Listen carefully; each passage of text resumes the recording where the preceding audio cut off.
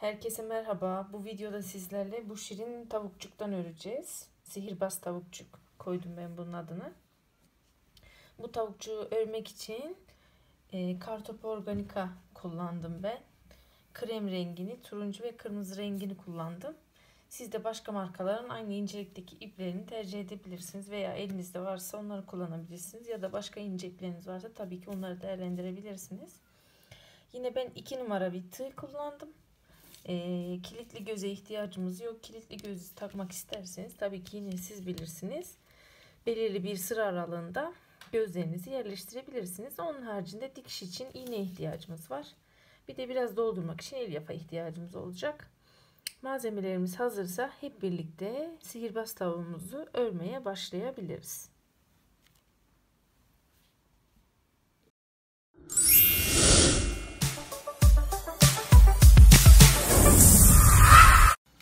Evet arkadaşlar, zemin için kullanacağım krem ipimi hazırladım. Yine her zamanki gibi sihirli halka yaparak başlıyorum. Sihirli halkamın içerisine 6 tane sık iğne yapıyorum. 1 2 3 4 5 6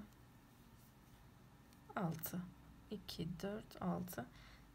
Sihirli halkamı sıkıca kapatıyorum. Şimdi her zaman olduğu gibi her ilmeğime çift batarak ilmek sayımı önce 12'ye getiriyorum. 2 3 4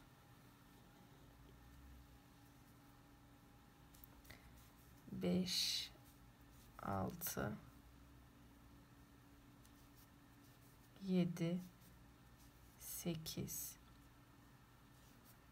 9 10 11 12 2 4 6 8 10 12. Şurada biraz küçük kalmış. Bunu yaptıktan sonra 3 sık iğne örüp bir artır yapacağız. 1 2 3 tane ördüm, bir tane artırdım. Yine 3 tane tek örüyorum. Sonrakini artırdım. İlmek sayımı 15'e çıkarıyorum. Sıra sonuna geldim. Son kez artırdım. Şimdi arkadaşlar, bundan sonra yapacağımız şey çok basit. Şimdi 3'te 1 artır yapmıştık. Sonra 4'te 1 artır, 5'te 1 artır, 6'da 1 artır diyerek 10 sık iğne ör, 1 artırı da tamamladıktan sonra elimizde toplam 36 tane ilmek olacak. Bu artırma işlemlerini hep birlikte tamamlayalım. Ondan sonra örgümüze devam edelim. 4 ile devam ediyoruz. 3 4 artırdım. Tur bitene kadar aynısını yapıyorum. Her sırada aynı mantık. 2 3 4 artırdım. Bir sonraki turda 5, sonraki turda 6 diyerek 10'da 1'e kadar artırmayı unutmayın. Sonra tekrar buluşacağız. Evet arkadaşlar, 10 sık iğne ör 1 artır işlemini tamamladıktan sonra bakın elimizde böyle bir şekil oluşuyor. Tavuğun kısmi bir alanı oluşmuş oluyor. Şimdi bu artırma işlemini yaptıktan sonra bir sıra düz öreceğiz. Yani 36 ilmeğin hepsini bir tur artırma eksiltme yapmadan öreceğiz. Bu sırayı tamamladıktan sonra da 11 sık iğne ör 1 artır yapıp ilmek sayımızı 39'a çıkartacağız. Evet, düz örme işlemimi tamamlıyorum şu anda. Tamamladım. Sıra sonuna geldim. Şimdi 11 sık iğne ör 1 artır yapıp yine bir tur daha düz öreceğiz. Sonra 12 sık iğne ör 1 artır işlemi uygulayacağız. Şimdi 11'de 1 artırıyorum. Sonra da bir tur düz öreceğim. 3 4 5 6 7 8 9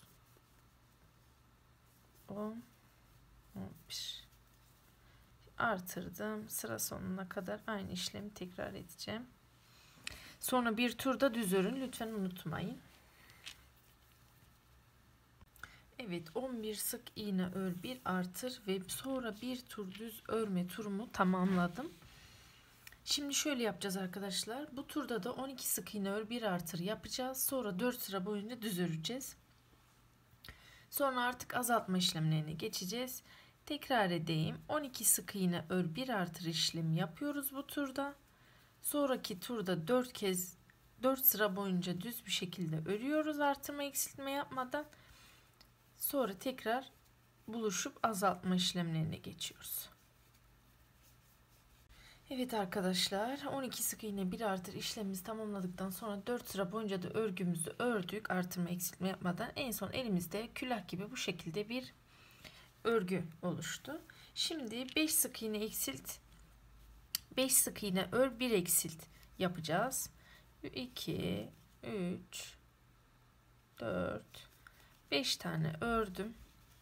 2 ilmeğin ucundan aldım.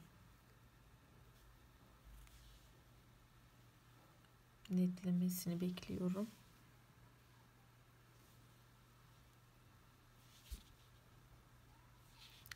İki ilmeği aldım, kestim. Yine 5 sık iğne örüyorum. 2 3 4 ve 5. 5 sık iğne ördüm. Yine önden 2 ilmeği aldım, kestim ve kapattım. Sıra sonuna kadar aynı işlemi uyguluyorum. Aynı işlemi uyguladıktan sonra da 4 sık iğne ör, 1 eksilt turunu tamamlıyorum. Sonra 3 sık iğne, 1 eksilt, sonra 2 sık iğne, 1 eksilt. Daha sonra 1 sık iğne ör, 1 eksilt deyip sonra da örgümüzü iğnemizle kapatacağız. Sırayla her sırada sayılarımızı azaltarak eksiltme işlemimizi uygulayacağız. 4, 5. Bir tur daha eksilttikten sonra doldurmayı unutmayın. Sonra doldurması zor olur.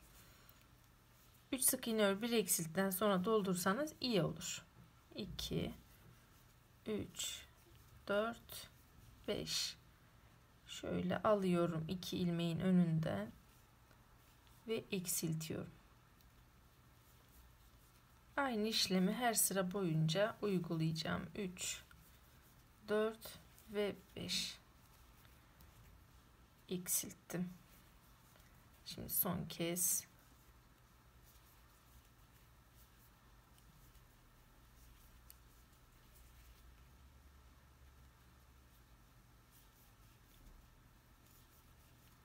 dört, 5. Eksiltmeme gerek kalmadı şimdi. Dediğim gibi turu tamamladık. Şimdi 4 sık iğne ör, 1 eksilt yapalım. Sonra da 3 2 1 0 diyelim. Tam kapatacağımız zaman buluşalım. Evet, tüm azaltma işlemlerini tamamladım. En son 6 tane sık iğnem kaldı. Onu da iğne ile kapatacağım daha düzgün dursun diye. O yüzden biraz uzun kesiyorum. Kalan ipi iğneme geçiriyorum. Geçirdikten sonra şöyle ilmekleri önden arkadan alıyorum. Bir de buradan alıyorum. 5 tanesinden geçiriyorum.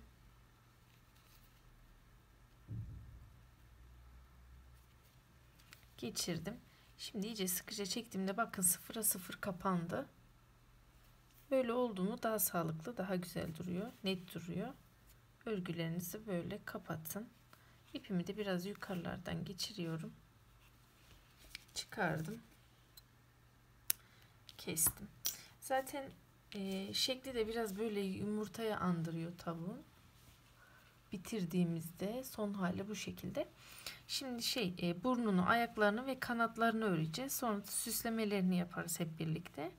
Bunu tamamladıktan sonra şimdi kanatlarını örmeye başlayalım. Kanatları için de yine aynı renkte ipimizi kullanacağız. Yine sihirli halkanın içerisine 6 tane sık iğne yapıyorum. 1 2 3 4 5 6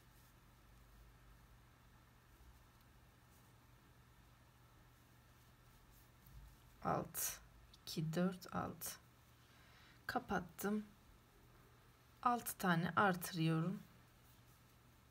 İlmek sayımı 12'ye çıkarıyorum yani. 1, 2, 3, 4,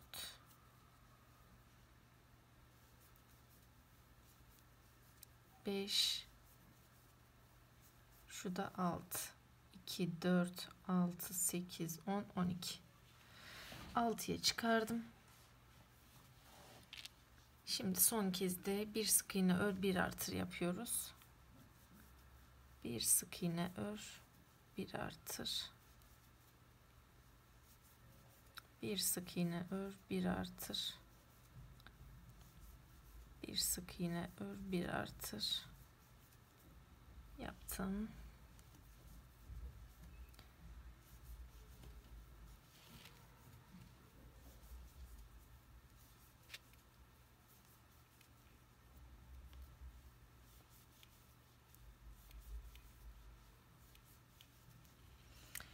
Bir sık iğne ör, bir artır yaptım. Kanatların bu kısmını süsleyebilirsiniz. Bu şekilde de bırakabilirsiniz. Şöyle kanat yapacağız. Ben düz dursun istiyorum. O yüzden süsleme yapmayacağım. Şimdi kaydırarak kapatıyorum. Biraz da uzun keseyim ki dikerken bana lazım olacak ip. Biraz uzun kestim. 2 tane kanat yapıyoruz. Bundan 2 tane yapacağız. Şimdi burun ve ayaklarını yapalım hep birlikte. Burun ve ayak için ben turuncu renkte bir ip kullanacağım. Siz isterseniz sarımtırak da kullanabilirsiniz.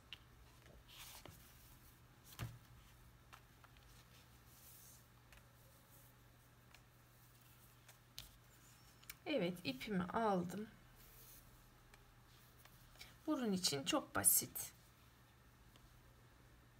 Yine sihirli halkanın içerisine ne yapıyorum? 5 tane sık iğne yapıyorum. 1, 2, 3, 4 ve 5 tane sık iğne yaptım. Sık iğnemi kapatıyorum. Bir tur örüyorum. Sadece 5 sık iğne. Küçük olduğu için biraz zor olabilir. 1, 2, 3, 4, 5. Ördüm burnumu. Şimdi şöyle yapalım. Sonraki ilmeğe de bunu kaydıralım. Kapatalım örgümüzü. Biraz uzun keselim. Dikerken kullanacağız. Uzun kestik. Şu kısmı da biraz küçültelim. Uzun kestik. Şöyle burnumun şeklini düzeltiyorum. Örgünün içi dışına döndü çünkü. Şöyle tığımın arkasıyla yardım alıyorum. Oldu. Böyle küçük minnak bir şey oldu. Bunu da burun olarak dikeceğiz. Sonra gözlerini falan işlemesini yaparız. Şimdi ayakları örelim. Ayak şeklimiz gördüğünüz üzere böyle üçgen bir şekil alacak ve böyle yanlamasına dikeceğiz ayakları. Bunun için yine turuncu ipi kullanacağız. Turuncu iple de yine sihirli halkanın içerisine 3 tane sık iğne yapıp 1, 2, 3 bir bakıyoruz. 2, 3 tane kapatıyoruz. Sonra üçüne de çift batıp ilmek sayımızı 6'ya çıkartıyoruz. 1, 2, 3, 4,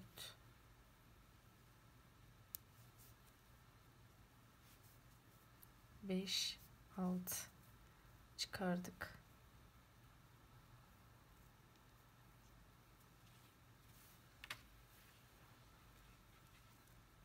Şimdi bir sık iğne ör, bir artır. Bir sık iğne ör, bir artır, bir sık iğne ör, bir artır, son kez bir sık iğne ör, bir artır.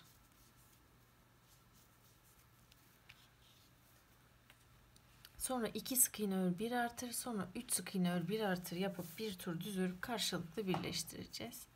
Hemen hızlıca yapalım. 1 2 3 4 1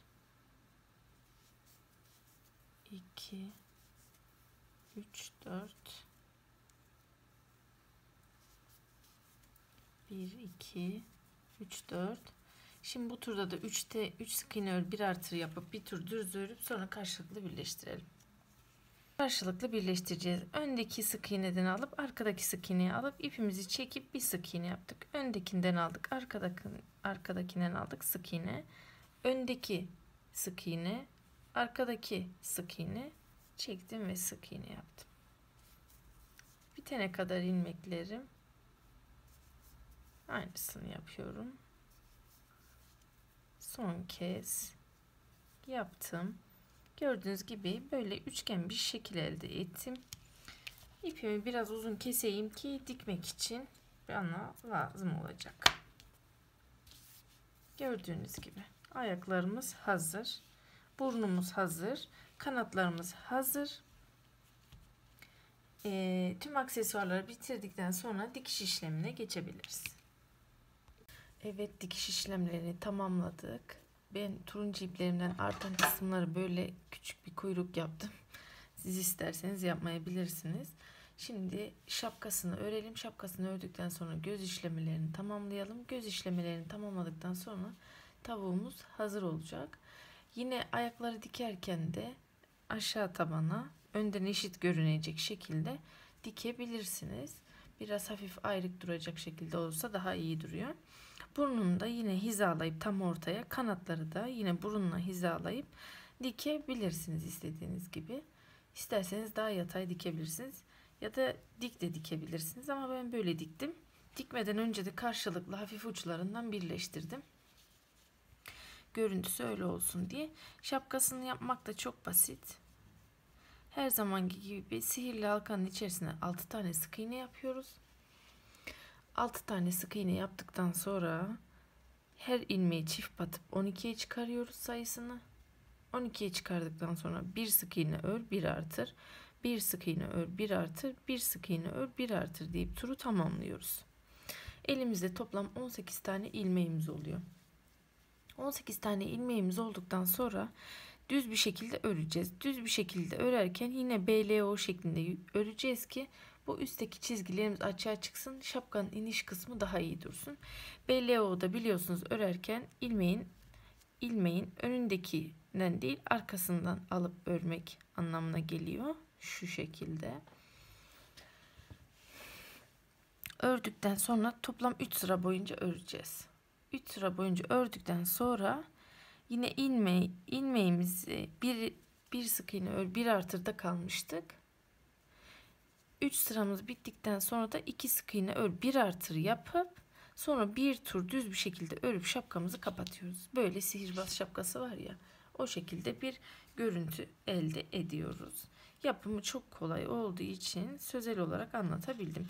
Yine dikerken de ipinizi tepeden batırıp dikerseniz tavuğun böyle bir şapka görüntüsü oluşuyor. Şimdi göz işlemelerini yapalım hep birlikte. Yine göz işlemesi yapmak için iğnem, siyah ipimi çıkartıyorum şimdi.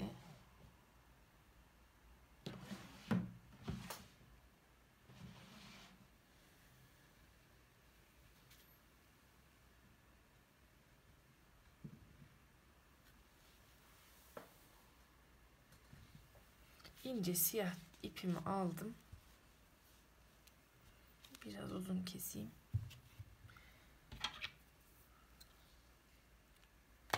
Uzun kestim. İsterseniz siz kilitli göz de kullanabilirsiniz ama ben figürlerde mümkünse işleme şeklinde gözlerimi yapıyorum. Evet, ipimi iğneye geçirdim. Şimdi burnumu zaten ortalamıştım ya. Burnumu hizalıyorum. İsterseniz toplu iğne ile yardım alabilirsiniz ortalamak için gözü yaparken. Şöyle şurada bir gözüm olması. Yine bunu hizalarken de şurada bir gözüm olması sanki iyi olacak. Şöyle. Tamamdır. Şimdi yerimizi belli ettiğimize göre iğnemizi batırıp şunu çıkartabiliriz artık. Batırıp hemen üstündeki sık iğneden çıkıyoruz. Şunu çıkaralım daha rahat olsun. Çıkardık. Biraz çekiyoruz. Düğmeli kısım. Gizlememiz lazım. Biraz içeriye doğru itelim bunu. Düğüm büyük olduğu için geçmedi çünkü. Tamamdır. Şimdi 3 veya 4 kez sürekli aynı yerden geçirip aynı yerden çıkartacağız. Belirli bir kalınlığa ulaşmamız için. 1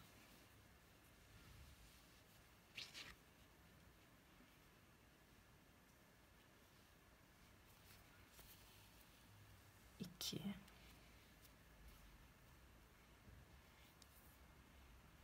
3 tane yeterli olacak bence. Bu da üçüncüsü. Çift kat yaptığım için ipimi böyle şeyler olabiliyor.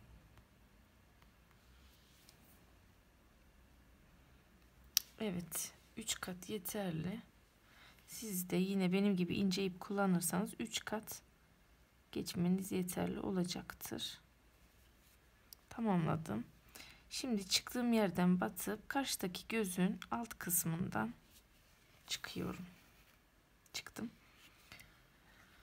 Yine aynı şekilde 3 kez hemen üstteki sık iğneden geçip ipimi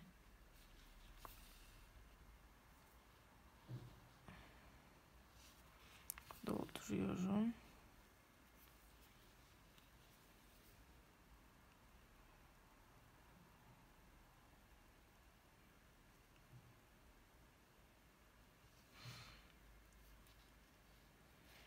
Bir tane daha geçiriyorum buraya. Üst üste geldiği için diğeri gibi dolgun durmadı. Şu şekilde olduğunda aynı kalınlıkta görünecek. Şimdi siyahla işlemeyi tamamladım. Arkadan bir yerden çıkıyorum. İsterseniz düğüm atabilirsiniz.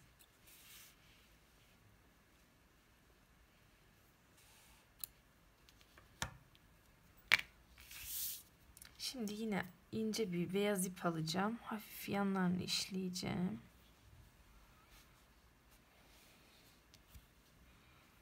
Gözlerin şöyle hafif düzeltiyorum.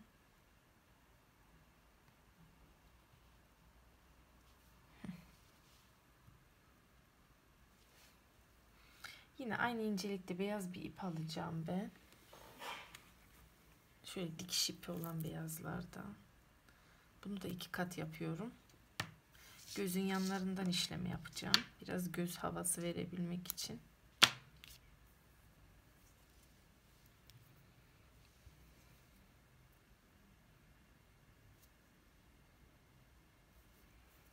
İpimi geçirdim. Düğüm atıyorum. Ay çıktı yanlışlıkla. Tamamdır. Şimdi şöyle arkadan bir yerden tam siyah gözün altından çıktım. Beyaz olduğu için ışıkta biraz bugün ters düştüğü için tam belli olmayabilir. Çektim. Yine yukarıdan bir tur geçiriyorum. Beyaz ipimi de siyahların yanına düşecek şekilde geçirdim. Bir tane yapıp yukarı çıkıyorum. Şöyle. Tam şöyle hemen yandaki sık iğneden batacağım. Yine buradan çıkacağım.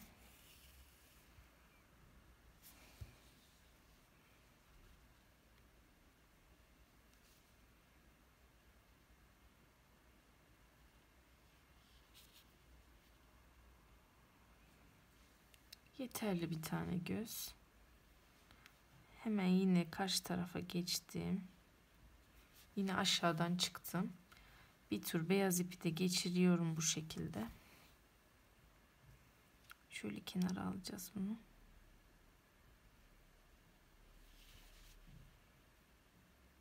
Aldık. Yine aynı şekilde yandan geçireceğim.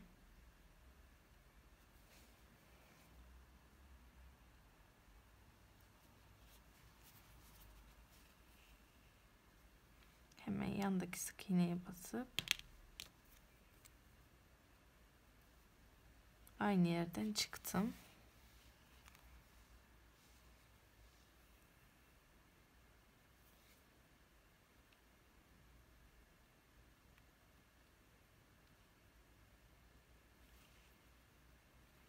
Biraz düzeltiyorum elimle. Tamamdır. Bu şekilde arkadan çıkıyorum. Hafif göz şekli vermiş olmak için böyle yaptık. Şimdi ipimizi kesebiliriz.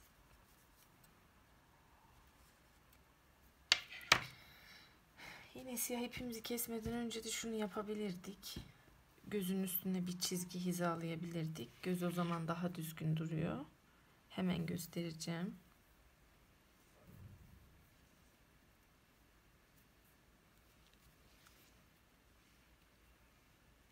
Şöyle üstten çıktım yine ipimle.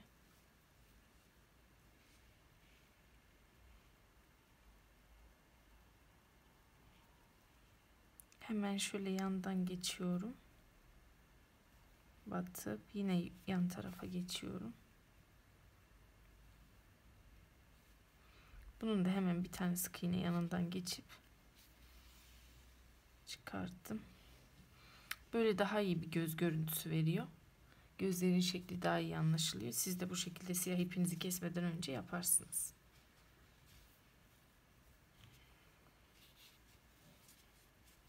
Ay, dolaştı. Şöyle hızlıca keseyim. Evet, tavuğun göz işlemelerini tamamladık. Şapkasını da buraya bu şekilde montaladık. Tavuğumuzun son şekli bu şekilde. Bitirmiş olduk örgümüzü. Dediğim gibi kuyruğuna isterseniz bu artan ipleri takabilirsiniz. Yandan görünüşü böyle, önden böyle görünüyor. Bu yandan da böyle görünüyor. Tepeden de böyle görünüyor. Ve tamamlamış olduk örgümüzü. Tavuk yapımının sonuna geldik. Umarım keyifli bir örgü süreci olmuştur sizin için. Beğendiyseniz beğen butonuna basmayı, abone olup bana destek olmayı unutmayınız. Başka videolarda görüşmek dileğiyle şimdilik hoşça kalın.